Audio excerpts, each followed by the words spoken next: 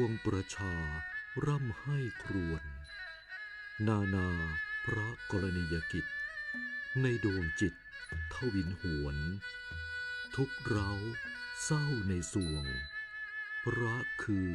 ดวงใจไทย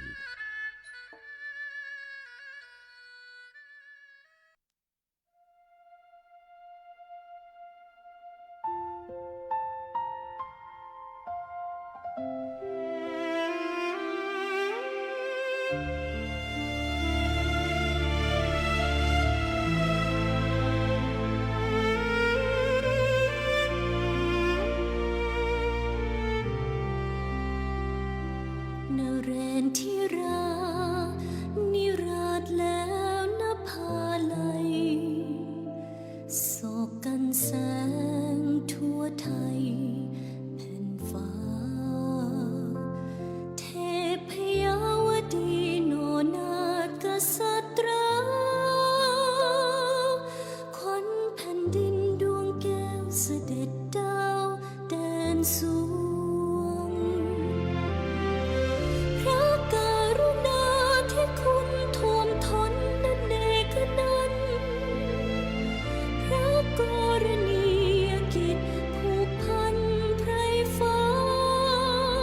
สละสุขอุตสาหะกูลเกื้อพ้องผสมเหล่าราชระลึกแล้วแส่สองนิรันดร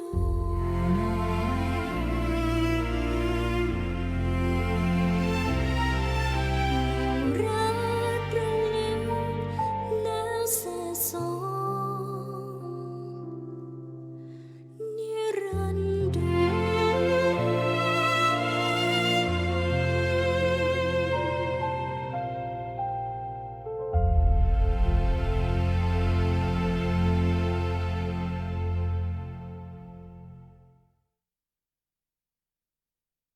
ปัจจุบันการเคลื่อนย้ายแรงงานระหว่างประเทศของไทยเริ่มเปลี่ยนแปลงโดยเฉพาะอย่างยิ่งการเคลื่อนย้ายแรงงานจากประเทศเพื่อนบ้านได้แก่เมียนมาลาวและเวียดนามโครงสร้างของประชากรที่เปลี่ยนแปลงไปสู่สังคมสูงอายุจึงมีความจำเป็นที่ต้องนำแรงงานต่างด้าวมาทดแทนกำลังแรงงานไทยที่ยังไม่เพียงพอในหลายกิจการสำนักงานจัดหางานจังหวัดแพร่เป็นหน่วยงานหลักที่ให้บริการจัดหางานแก่ประชาชนทุกกลุ่มเป้าหมายรวมถึงการควบคุมการทำงานของคนต่างด้าวซึ่งปัจจุบันได้นำระบบ e-work permit เข้ามาอำนวยความสะดวกในการให้บริการแก่นายจ้างสถานประกอบการและแรงงานต่างด้าวในกระบวนการการรับคำขอการแจ้งการทำงานของคนต่างด้าวและการผลิตใบอนุญาตการทำงานทั้งนี้สามารถรับชมวิดีทัศน์การให้บริการผ่านระบบ e-work permit ได้ที่เพจ Facebook สำนักงานจัดหางานจังหวัดแพร่หรือสอบถามรายละเอียดเพิ่มเติมผ่านแอปพลิเคชัน LINE Official S435DEAQA หมายเลขโทรศัพท์ 0545117721 หรือ 0545118807 และสายด่วนกรมการจัดหางาน 1506 กด 2 สำนักงานจัดหางานจังหวัดแพร่มุ่งให้นายจ้างและแรงงานต่างด้าวได้รับการคุ้มครองตามกฎหมายอย่างเป็นธรรม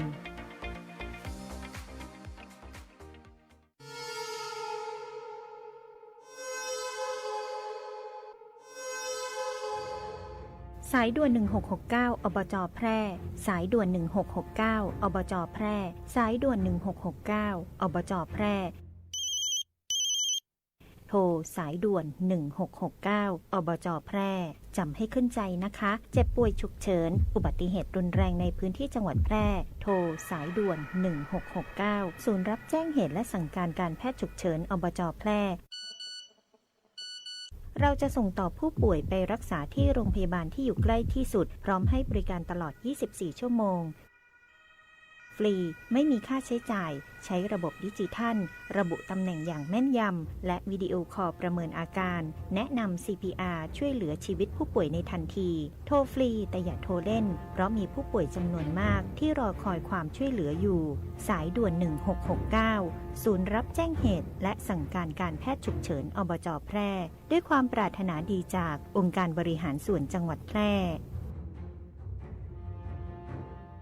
ชัดเจนกับเรื่องง่ายๆที่คุณต้องรู้ประกันภัยพรบคุ้มครองค่ารักษาพยาบาลเบื้องต้นทั้งผู้ขับและผู้โดยสารเมื่อเกิดอุบัติเหตุบนท้องถนนชัวร์ได้มากกว่ากับประกันภัยรถภาคสมัครใจครอบคลุมความเสียหายต่อตัวรถความรับผิดชอบต่อบุคคลภายนอกมีหลายระดับความคุ้มครองที่เลือกให้เหมาะกับคุณอย่าลืม3เช็คก่อนออกเดินทางเช็คสภาพรถให้มั่นใจเช็คสภาพคนให้พร้อมและเช็ควันหมดอายุของประกันภัยทุกการขับขี่ชัดเช็คชัวร์ไปด้วยกันคปภ.คุ้มครองผู้ทำประกันภัยประกันภัยคุ้มครองคุณ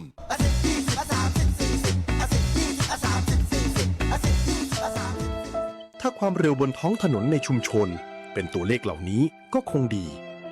แต่ในความเป็นจริงยังมีผู้ขับขี่ใช้ความเร็วสูง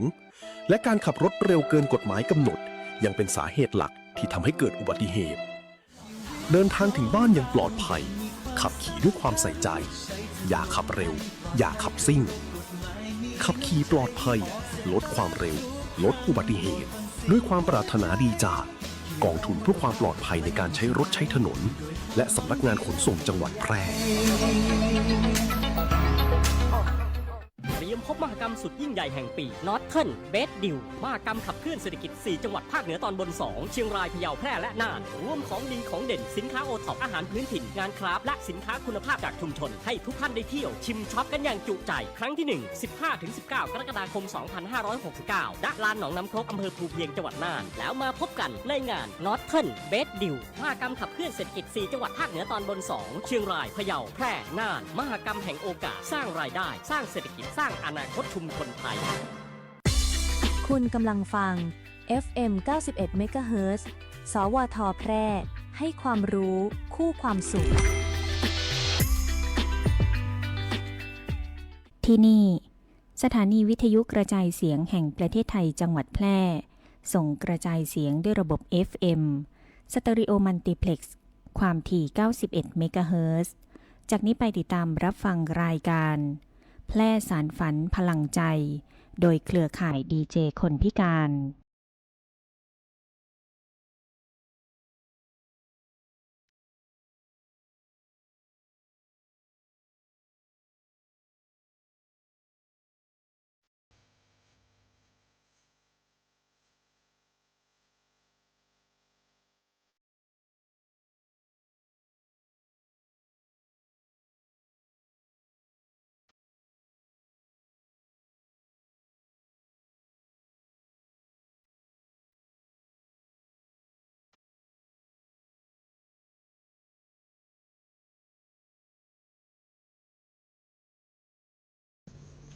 สวัสดีเจ้า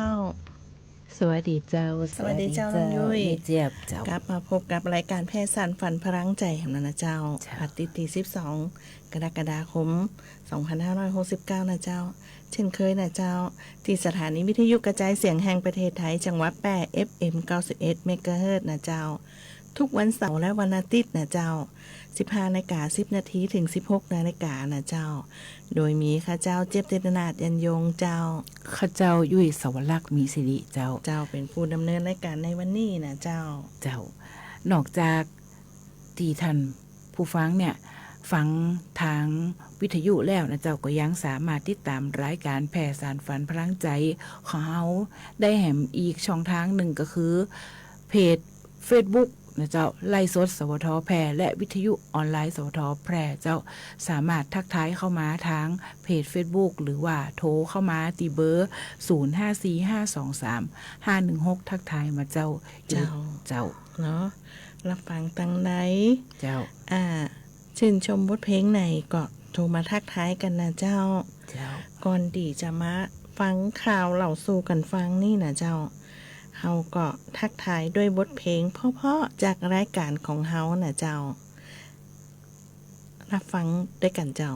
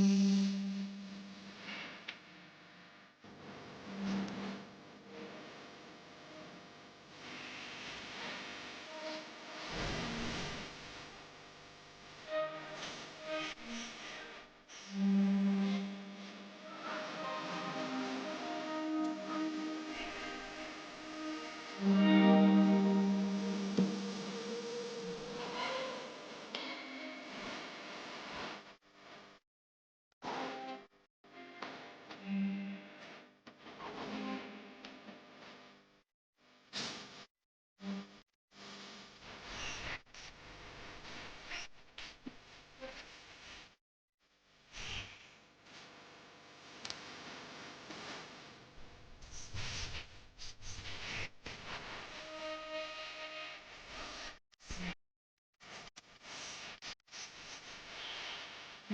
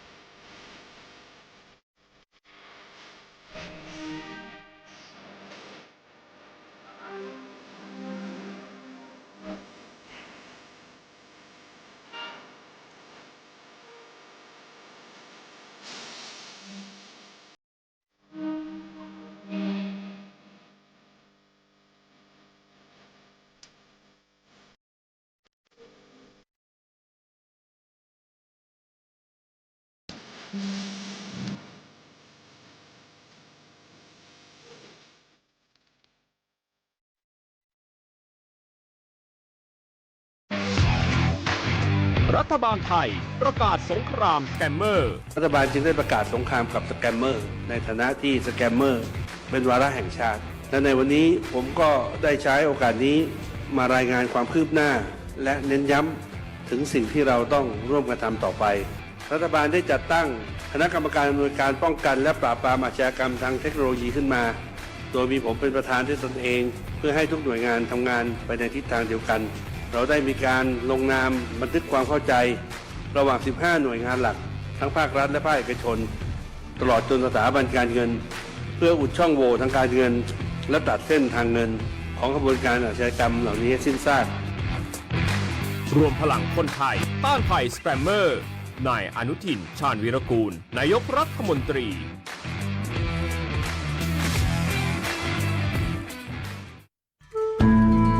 ข่าวสารหน้าหู้อู้ม่วนจวนฟังในช่วงอู้ข่าวเล่าสู่กันฟังเจ้ากลับเข้ามาสู่รายการแพร่สารฝันพลังใจนะเจ้าในช่วงอู้ข่าวเล่าสู่กันฟังพี่เจี๊ยบเจ้ามีคนสอบถามมาว่าบัตรเขาหมดบัตรคนพิการหมดไปเนี่ยตังใดนะเจ้าเอาไปที่ศูนย์บริการได้เลยนะเจ้าสถานที่ก็อยู่ที่เดียวกับหลังสารกลางนะเจ้าแต่จะบอกว่าตีเดียวก็ตีเก่านะตีเก่ามันอยู่จันสองเนาะเจ้าเขาก็สามารถดีว่าปะกาแฟร้านกาแฟอเมซอนตรงข้ามเลยนะเจ้าสามารถเข้าไปได้หรือว่าท่านบ่แน่ใจว่าอยู่ตัดใดสามารถโทรมาที่เบอร์0545200013นะเจ้าหรือ0545111572นะเจ้าหน้านี่มันเป็นหน้าฝนนะน้องยุ้ยเนาะนอกจากเขาจะห่วงสุขภาพแล้วเรื่องอุบัติเหตุเขาก็ต้องนั่นออกบ้านไปไหนก็สวมหมวกกันน็อกนะเจ้าเนาะหน้าฝนมันถนนลื่นเจ้ามันลื่นนะเจ้าอย่างน้อยหมวกกันน็อกเขาก็เซฟตัวเก่าไว้ก่อนเจ้าหันหลายคนเจ้าห้องก็บางคนเนี่ยผู้ปกครองไปส่งนักเรียนน่ะเจี๊ยบส่งนักเรียนแล้วตัวเก่าใส่แล้วลูกบ่ใส่เวลาเกิดอย่างขึ้นล้อละออนน้อยนะซ่อน2ซ่อน3ก็มีหมวกกันน็อกละออนก็ใส่ให้เปิ้นเหียนะเจ้าเนาะ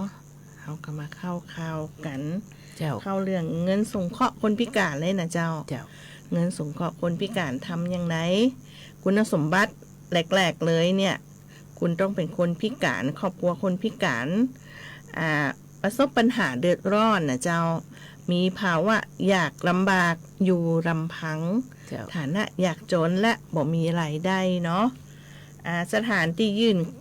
ขอรับเงินนะเจ้าถ้ากรุงเทพกระศูนย์บริการคนพิการที่กรุงเทพเลยนะเจ้าส่วนภูมิภาคก็คือสำนักงานพัฒนาสังคมเฮาและความมั่นคงของมนุษย์นะเจ้าอย่างที่ข้าเจ้าและน้องยุ้ยบอกไปตะกี้ว่าอยู่ตรงข้ามกับอเมซอนนะเจ้านะเอกสารประกอบการยื่นนี่นะเจ้าข้อเท็จจริงว่าเป็นผู้ประสบปัญหาทั้งสังคมและก็สำเนาบัตรประจำตัวคนพิการนะเจ้าสำเนาบัตรประชาชนเนาะสำเนาทะเบียนบ้านนะเจ้าสำเนาบัญชีธนาคารนะเจ้าเนาะขั้นตอนการจ่ายเงินหลังจากที่เขายืนคำร้องแล้ว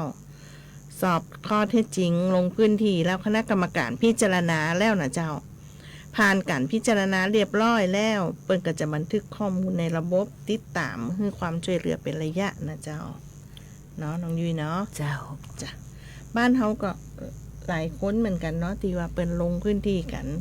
อย่างห้องซ่อนี่ก็ 4-5 หลายเจ้า เจ้า ของน้องยุ้ยดู ของน้องยุ้ยตีเงิน2ข้อนี่ผู้พิการนี่บ่มีเจ้าแต่เป็นของผู้สูงอายุและผู้ด้อยโอกาสเจ้า เจ้า เจ้า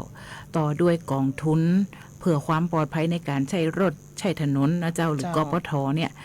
เปิดรับคำขอรับจัดสรรเงินเป็นค่าอุปกรณ์ช่วยเหลือผู้พิการอันเนื่องมาจากการประสบภัยที่เกิดจากการใช้รถใช้ถนนเจ้า จ้ะ ผู้ที่สนใจจะต้องมีคุณสมบัติของผู้ขอรับจัดสรรอุปกรณ์ช่วยเหลือผู้พิการดังนี้นะเจ้าก็มีสัญชาติไทยบ่เคยได้รับความช่วยเหลือจากกปทส่วนราชการอื่นหรือหน่วยงานอื่นของรัฐเจ้าเคยได้รับความช่วยเหลือจากกปทส่วนราชการอื่นหรือหน่วยงานอื่นของรัฐมาแล้วบ่เกิน3 ปีเจ้านับถึงวันปิดรับขอคำร้องเจ้าเนาะเป็นว่าเว้นแต่เจ้าเป็นกรณีขาเทียมเหรอเจ้าจ้ะขาเทียมแขนเทียมที่เคยได้รับกับความช่วยเหลือแล้วบ่เกิน2 ปีนะเจ้าเป็นอุปกรณ์คนละประเภทกับคนติดสิ่งที่เขาเคยได้รับนะเช่นปีแล้วเขาได้แขนเทียมขาเทียมปีหน้าเขาก็ต้องได้อุปกรณ์อย่างอื่นนะเจ้าสามารถยื่นเอกสารตั้งแต่วันที่15 กรกฎาคมถึง30 กันยา2569นะเจ้าที่กรุงเทพก็ยืนได้ที่กรมขนส่งเลยเนาะอาคาร2 ชั้น 5นะเจ้าส่วนภูมิภาคก็สำนักงานขนส่งนะเจ้าจังหวัดทั่วประเทศเจ้าสำนักงานบ้านเฮานี่ก็สำนักงานขนส่งจังหวัดแปรกลุ่มวิชาการขนส่งชั้น2นะเจ้าจดเบอร์โทรไว้น้อยก็ดีนะเจ้า1584นะเจ้าจ้ะเจ้าพมตอันนี้นะเจ้าดีหลายคนจะอู้ว่าผู้ดูแลคนพิการและผู้ช่วยคนพิการนี่นะเจ้ามันต่างกันจะได้นะเจ้าก็คือหากเริ่มจาก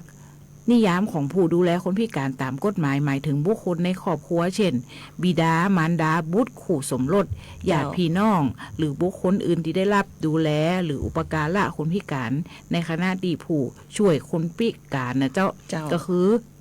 บุคคลตีให้ความช่วยเหลือคนพิการเฉพาะบุคคลเจ้าเพื่อให้สามารถปฏิบัติกิจวัตรที่สำคัญในการดำรงชีวิต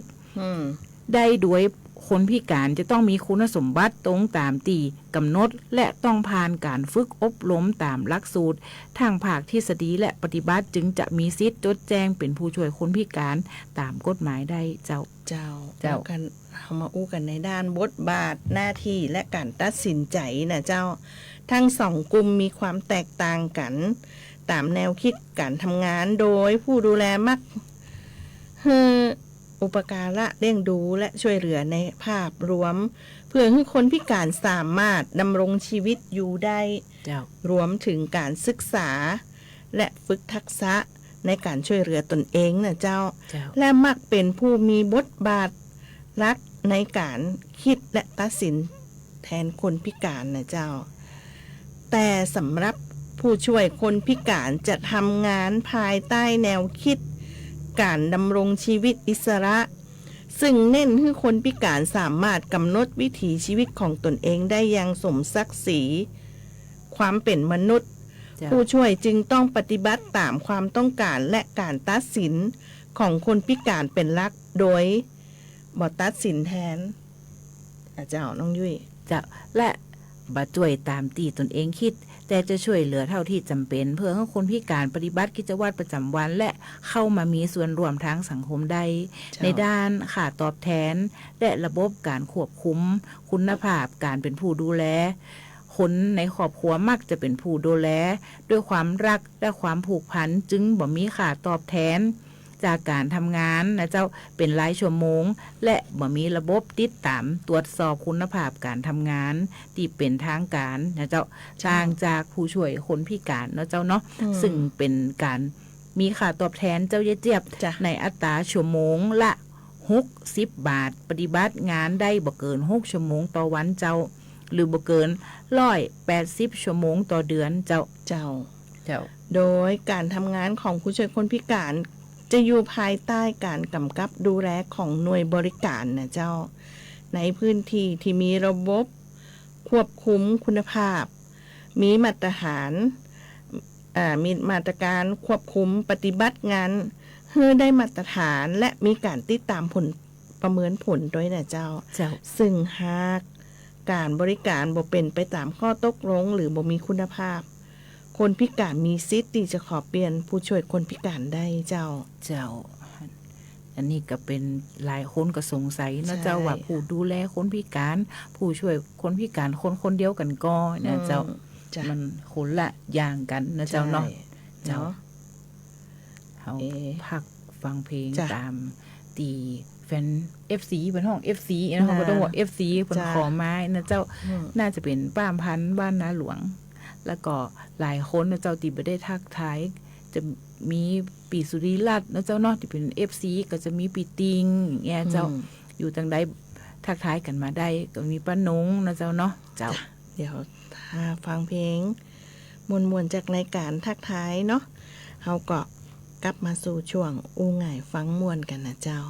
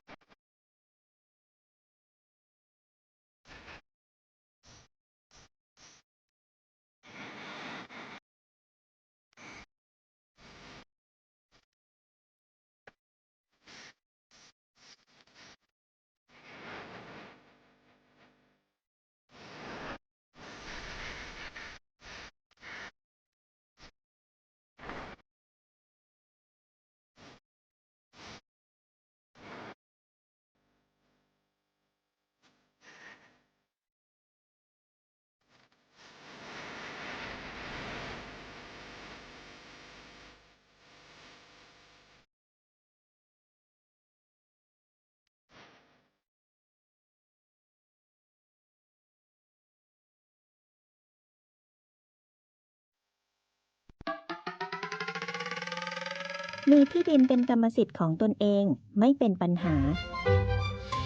ทอส.เปิดให้กู้ยืมเพื่อที่อยู่อาศัยไม่ว่าจะปลูกสร้างอาคารซื้ออุปกรณ์สิ่งอำนวยความสะดวกเพื่อประโยชน์ในการอยู่อาศัยหรือจะกู้เพื่อชำระเบี้ยประกันชีวิตคุ้มครองสินเชื่อผ่อนชำระไม่น้อยกว่า3ปีและไม่เกิน40ปีโดยอายุผู้กู้รวมกับระยะเวลาที่ขอกู้ต้องไม่เกิน70ปีอัตราดอกเบี้ยที่แท้จริงตลอดอายุสัญญา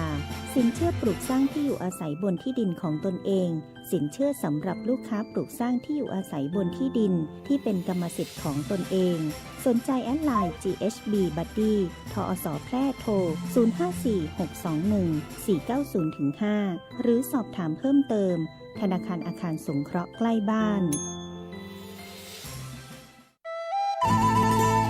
อู้กันสบายๆได้ประเด็นในช่วงอู้ง่ายฟังมวล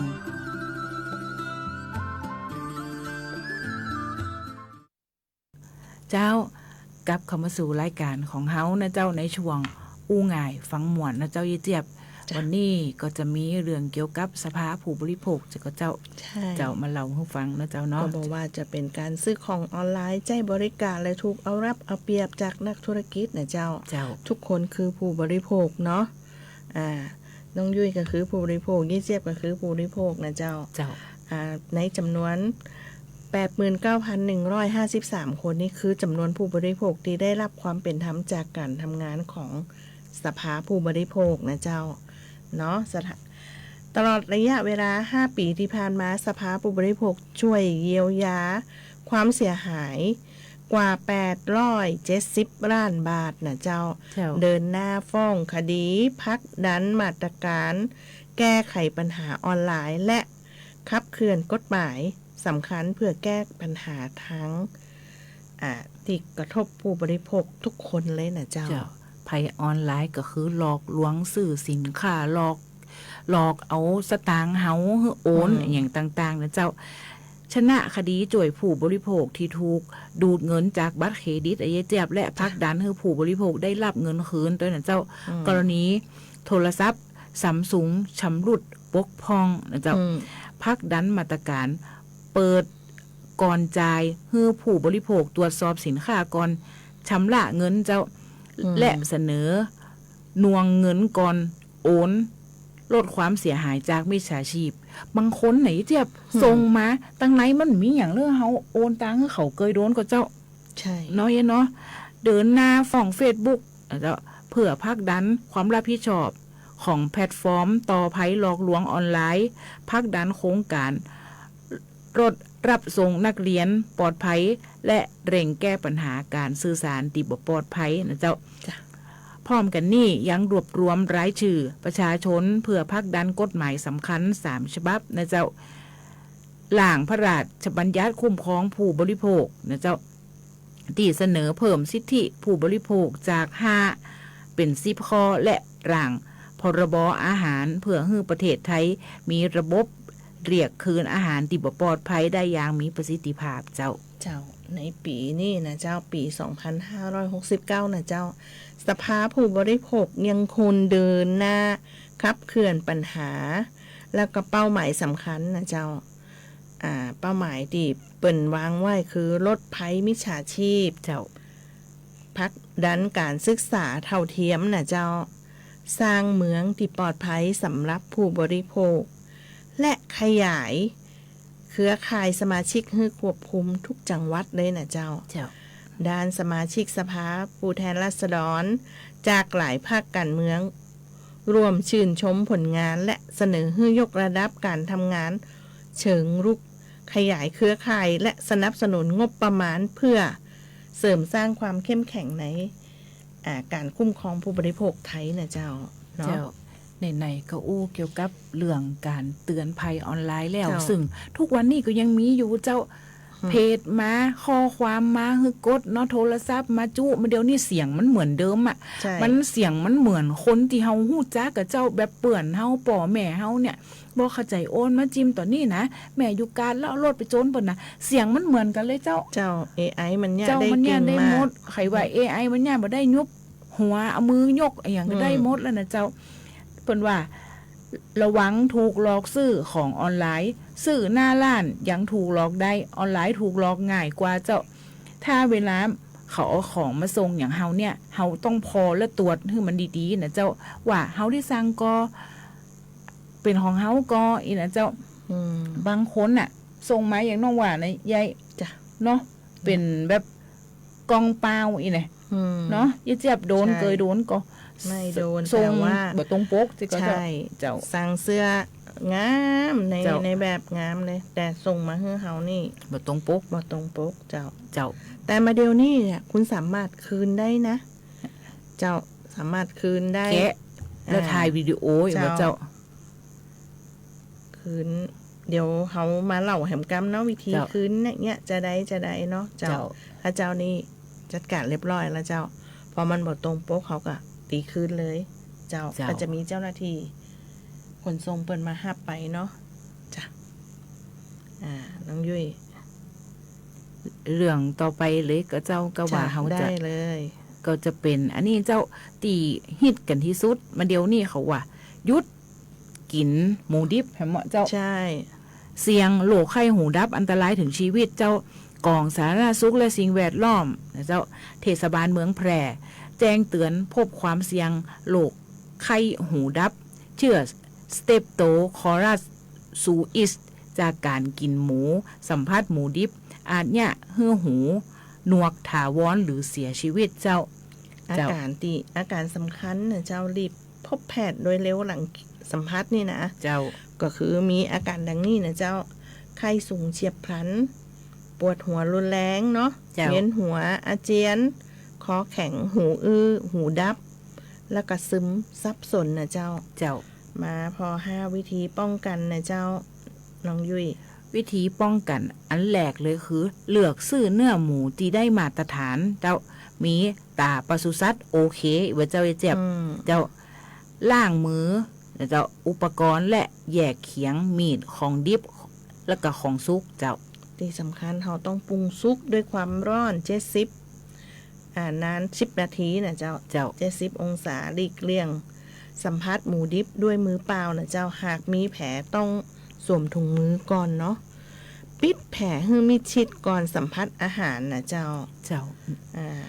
กินอะไรยังก็ต้องระวังนะเจ้าเนาะมาเดียวมันมีเยอะเจ้ามีไข้หูดับมีโรคพยาธิใบไม้ตับตีอยู่ช่วงเนี้ยเจ้าภาคอีสานเนี่ย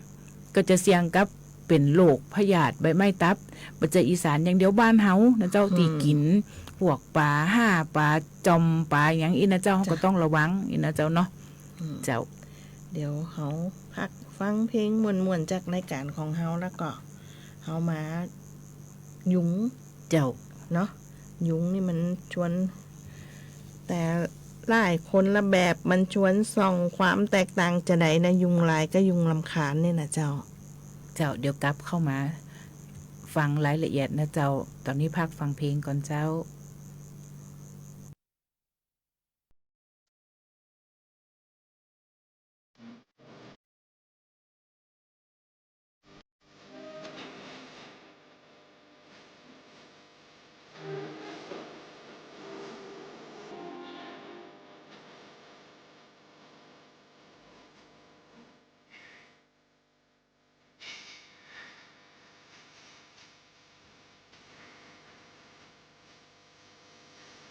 หอมมาลัยที่ชายรับมาจากสาวรับมาจากสาวเล่นเอาหัวใจชายสั่นห่วงมาลัยร้องดวงใจผูกพันต่างพยานรักกันไม่ว่าคืนหรือวันจิตรำพันถึงเธอหลับละเมอเพ้ออาภัยแม่พวงมาลัยฝันใจอยู่ไหนกันเล่าน้องมาลัยเก็บใจไว้ให้ชายอ่อนคลันยามพี่นอนกรีดขจรน้ำมาไหลเจ้าหุ่นรินนี้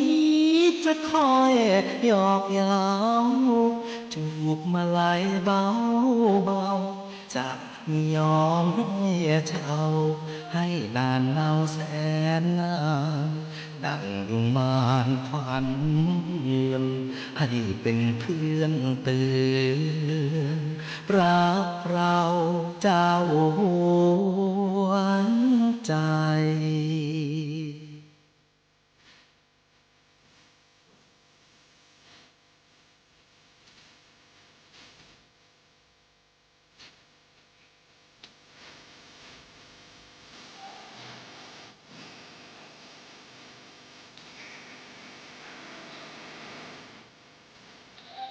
โอละนอ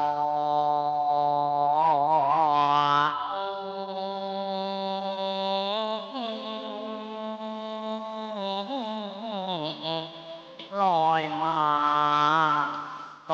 าแล้วอย่าลอยไปมาไหลมาไกลไกลปีเอกจะด่วนรีบหนีจากพี่ไปไหนมาไหลจงอย่าลวงหลอกจงรีบร้องขอพี่สีอย่าโดยไวรักน้องดอกนางามต่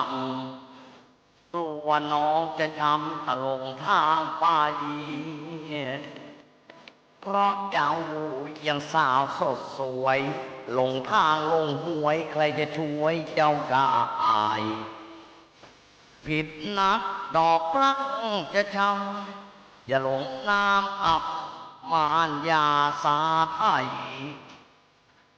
อย่าให้มาลายดอกรักตัวเวลากรีบหักพลัดพรากกระจายอะไรอย่าลืมเจ้าของเดี๋ยวอยากจะมองจะต้องไปแอบร้องไห้มาไล่แม่มาไล่จงมองหัวใจละให้พี่ชายคนเดียว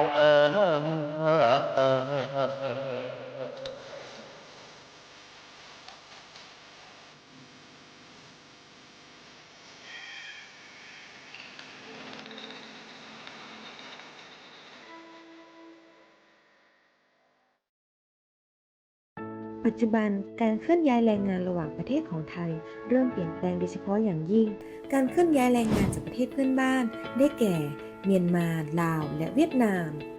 โครงสร้างของประชากรที่เปลี่ยนแปลงไปสู่สังคมสูงอายุจึงมีความจำเป็นที่ต้องนำแรงงานต่างด้าวมาทดแทนกำลังแรงงานไทยที่ยังไม่เพียงพอในหลายกิจการสำนักงานจัดหางานจังหวัดแพร่เป็นหน่วยงานหลักที่ให้บริการจัดหางานแก่ประชาชนทุกกลุ่มเป้าหมายรวมถึงการควบคุมการทำงานของคนต่างด้าวซึ่งปัจจุบันได้นำระบบ e-work permit เข้ามาอำนวยความสะดวกในการให้บริการแก่นายจ้างสถานประกอบการและแรงงานต่างด้าวในกระบวนการการรับคำขอการแจ้งการทำงานของคนต่างด้าวและการผลิตใบอนุญาตการทำงานทั้งนี้สามารถรับชมวิดีทัศน์การให้บริการผ่านระบบ e-work permit ได้ที่เพจ Facebook สำนักงานจัดหางานจังหวัดแพร่หรือสอบถามรายละเอียดเพิ่มเติมผ่านแอปพลิเคชัน LINE Official S435DEAQA หมายเลขโทรศัพท์ 0545117721 หรือ 0545118807 และสายด่วนกรมการจัดหางาน 1506 กด 2 สำนักงานจัดหางานจังหวัดแพร่มุ่งให้นายจ้างและแรงงานต่างด้าวได้รับการคุ้มครองตามกฎหมายอย่างเป็นธรรม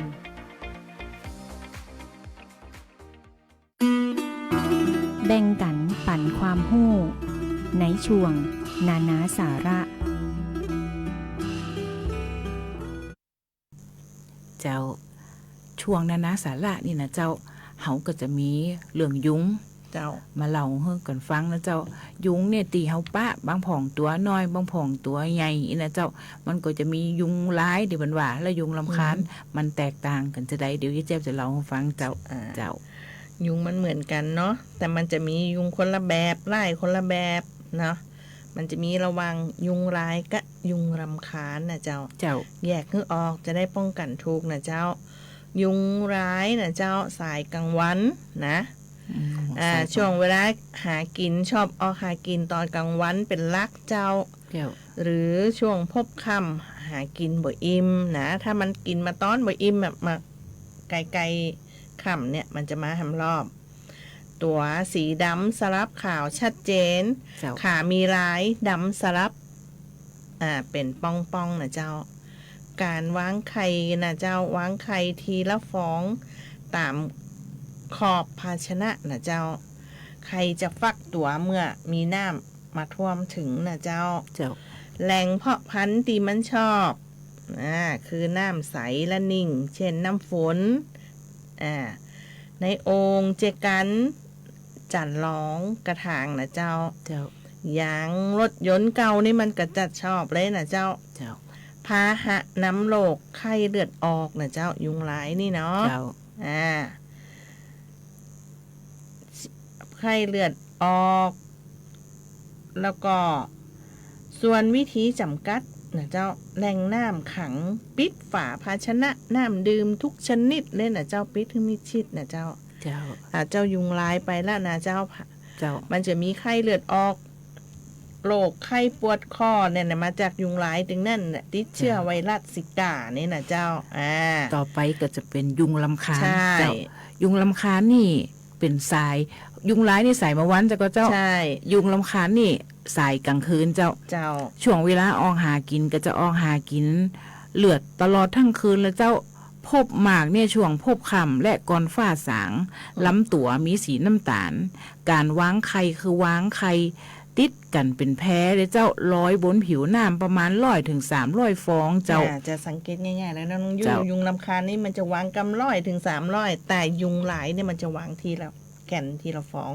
เจ้า ต่อเลยเจ้า แหล่งเพาะพันธุ์กะชอบน้ำสกปรกเจ้าน้ำเน่าเสียท่อระบายน้ำคูคลองรวมถึงนาเข้าตีมีมูลสัตว์ป้าปนเจ้าพาหะน้ำโรคเป็นโรคไข้สมองอักเสบเจ้า JE ไวรัสเวสไนนะเจ้าวิธีจัดการก็คือเน้น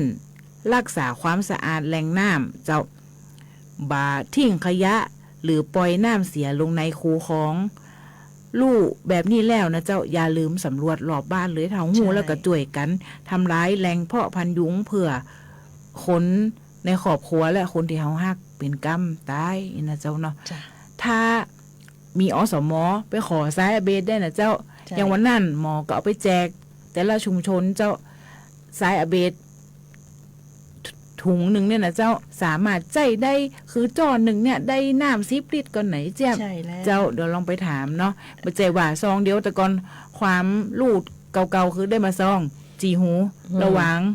มันบ่าได้จ่วยได้เนาะเจ้าแต่ก่อนก็แย่จะอ่ะพอไปอบรมมันเขาบอกเลยว่าได้สายเบสมาเนี่ยมันจะมีจ้อนสีเขียวแจกนะเจ้าเขาก็ตักใส่ลงไปต่อน้ำ10 ลิตรเจ้าถึงยุงร้ายมันก็จะมีไข้เลือดออกเนาะไข้เลือดออกเนี่ยมันก็เป็นภัยเงียบใกล้ตัวเจ้าฮู้ก็เจ้าว่าไข้เลือดออกเนี่ยเกิดจากเชื้อไวรัสแดงกีโดยมียุงร้ายเป็นพาหะนำและก็ยุงร้ายมักจะวางไข่ในแหล่งน้ำใส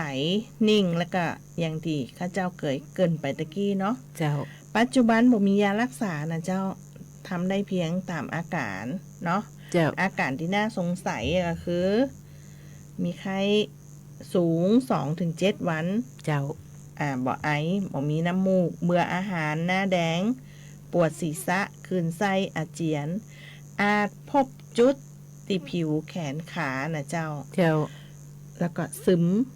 ตัวเย็นชีพจรเบาและก็เร็วหมดสติหรือเสียชีวิตได้นะเจ้าเนาะหากมีอาการป่วยไข้กับโรคไข้เลือดออกนะเจ้าเฮือนรีบพบแพทย์ทันทีห้ามซื้อยาแก้ปวดชนิดรุนแรงมากินนะเจ้าเจี๊ยบเจ้าอันตรายมากเลยเนาะหญิงลูกเด็กเล็กแดงนะเจ้านอนมาวันเขาเคยบอกว่าถ้านอนมาวันถ้าบ่มีมุ้งลวดก็ให้เอามุ้งขวบละซุปเหี้ยบอกว่าละออน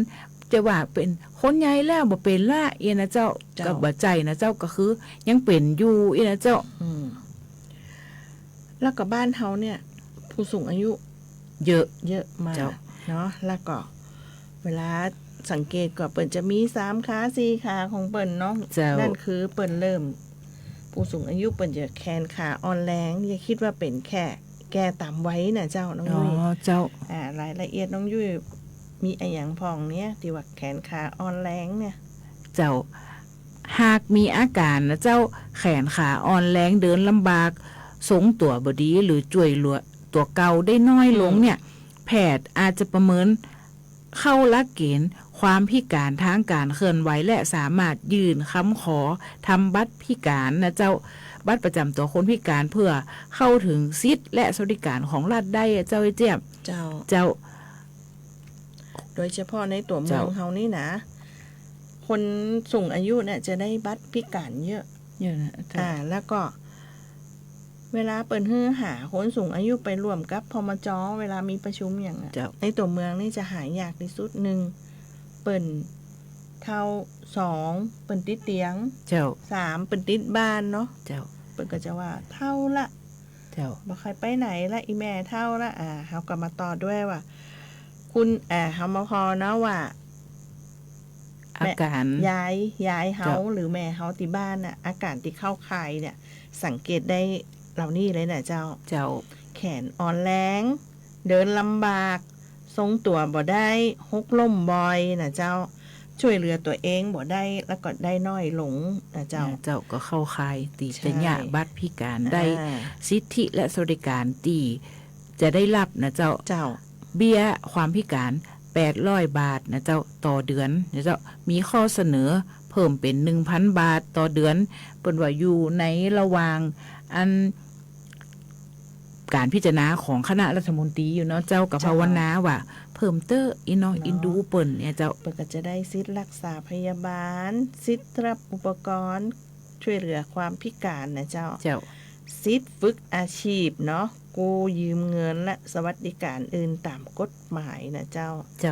เริ่มตรวจได้เลยนะอีปออีแม่ประเมินวันนี้อาจช่วยให้บ่พลาดสิทธิ์ที่คุณจะได้รับนะเจ้ามันก็จะเป็นประโยชน์ต่อคนผู้สูงอายุนะเจ้าเนาะบ้านเฮานี่ติดอันดับ2ก็ว่าอันดับ1แล้วเจ้ายี่เจี๊ยบอันดับ2อยู่เจ้าเนาะอันดับ1นี่จังหวัดลำปางนะเจ้าเนาะสูสีกันนะเจ้าก็ถือว่ามันก็มีข้อดีแล้วข้อเสียข้อดีก็คือเฮาก็จะได้ฮู้ว่าคนเฒ่าทั้งเหนือเฮานี่เปิ้นแข็งแรงกันอายุยืนนะเจ้าเนาะเจ้าเขาก็จะนำข่าวดีๆมาเล่าให้ท่านฟังนะเจ้าทุกวันเสาร์และวันอาทิตย์นะเจ้าแต่วันนี้ก็มาถึงช่วงสุดท้ายของรายการแพร่สารฝันพลังใจของเฮาแล้วนะเจ้าเฮาก็ต้องนำรายการจากลาท่านผู้ฟังไปก่อนนะเจ้าเฮาก็จะให้ฟังเพลงทิ้งท้ายไปนะเจ้าวันนี้เฮา2คนข้าเจ้าเจ็บจิตนาถยันยงข้าเจ้าสวรักษ์มีสิริเจ้า